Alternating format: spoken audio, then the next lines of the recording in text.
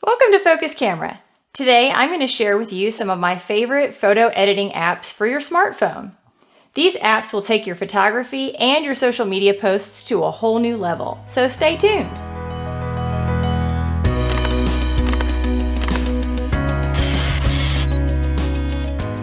The app in the number 5 spot is Adobe Photoshop Fix. One of the pros to Adobe Photoshop Fix is that it's actually part of a whole library of apps, and they're the industry standard. I've been using Photoshop since CS5 in 2010, so with this app you'll get regular updates. There's also Photoshop Express and Adobe Lightroom. Some of those apps will do editing with raw files. Photoshop Fix offers a decent heal tool to remove unwanted items and to colorize or use spot color. You can even add a smile with a liquify tool or change other facial features. And when you're finished and you're ready to send it out to social media, you can connect to Behance, which is their platform, or other social media platforms of your choice. The reason why this app is ranked number 5 is because you have to make an account to sign in or use an Adobe ID. For me, this brought up some privacy issues. It was very difficult to find where I could opt out. Additionally, the defocus tool, which is the blur tool, left shadows even with lowered opacity. And the final con, on my small screen, pinching in and zooming out with my fingers didn't work very well. It would probably work fine with a larger phone or with practice. Similarly, edge detection when colorizing using my fingertips was poor. The app in the number 4 spot is Afterlight. One of the major pros of Afterlight is the straighten and skew. This is a cool tool in addition to your normal crop and rotation. Afterlight offers great edge detection. When I use spot desaturation or spot color, it picks up the edges and it doesn't overcolor or over desaturate and flow into other areas where it's unwanted. There are lots of filters, and there are many more in the paid version, even curated filters. I really liked light leaks and color shift. These presets change the hue and rotate the direction of light, and you can increase and reduce intensity for some really cool effects. And when you're finished, they offer lots of ways for you to share on social media. One of the cons of Afterlight, and it would have ranked higher except for this, is that there's not an updated Android version. The last update and bug fix was in 2014. Some of the tools that I like to use, like spot color, are only available in the paid version. I feel that's unfortunate because I think that's a popular tool that many people would like to use. In this app, there aren't many features that benefit portraits, like a heal tool or a blemish tool. Moving on to number 3, Photo Editor. Photo Editor with the dash. Photo Editor is a very simple interface with tools that are easy to use. There are lots of tools even in the free version. These tools are often considered pro or subscription level in other apps. For example, they have a blur tool that other apps would charge for.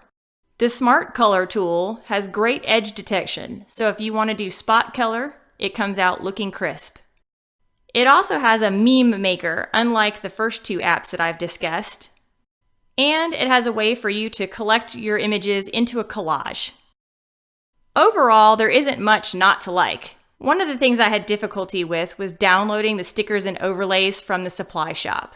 I was able to use these tools when I took a new photo, but I couldn't figure out how to get them to download to use them on my photo roll of photos that I'd already taken. When I wanted to return to the previous menu, I occasionally got stuck and couldn't figure out how to get back without closing the app and then opening it again. There weren't very many levels of undo. In many cases, I just had to completely reset the image.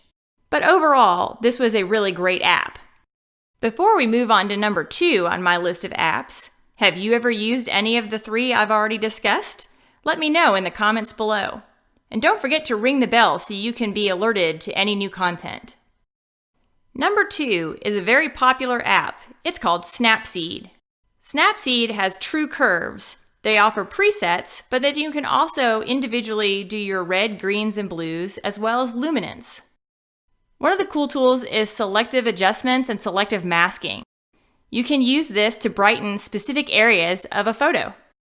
This app comes with awesome presets. This was where I had the most fun. There are presets for drama, vintage, grain, film, retro, grunge, black and white, and my favorite, noir. and they're completely customizable. So if you find a preset that you like, you can then go in and tweak it even more. An additional pro is the head pose. When you use this with portraits, you can actually change the direction that people are looking. How fantastic is that? And last on the list of features that I like the most was the ability to rotate the screen. So if I wanted to work on my image by turning my camera to the horizontal position, I could do that. One of the things I had the most difficulty with in this app were the sliders at the very top of the screen.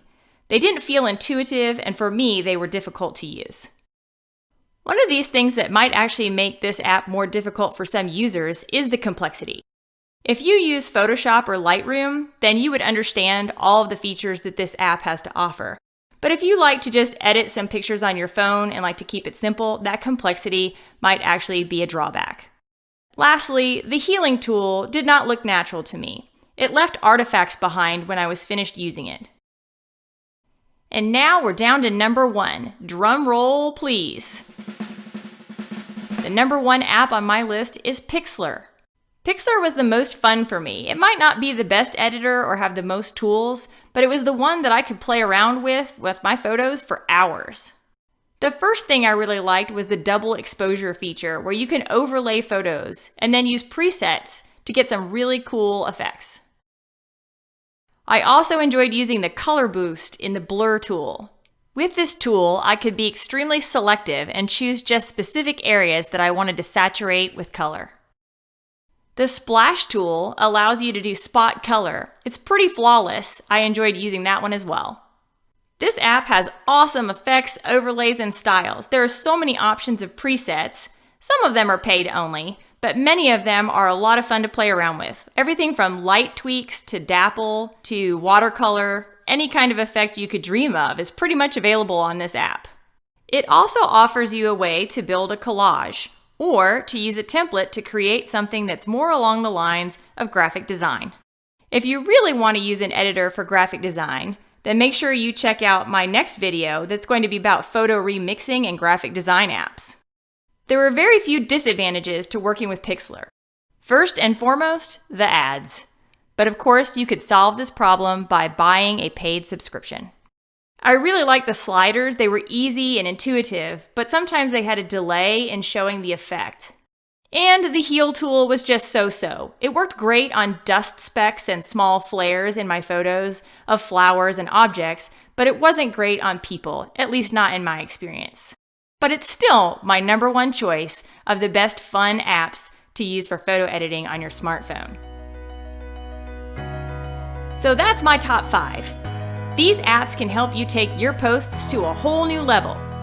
Be sure to watch the individual videos I'm going to post. They'll go into more detail about each of these apps. And don't forget to like, subscribe, and ring the bell. Thanks for watching.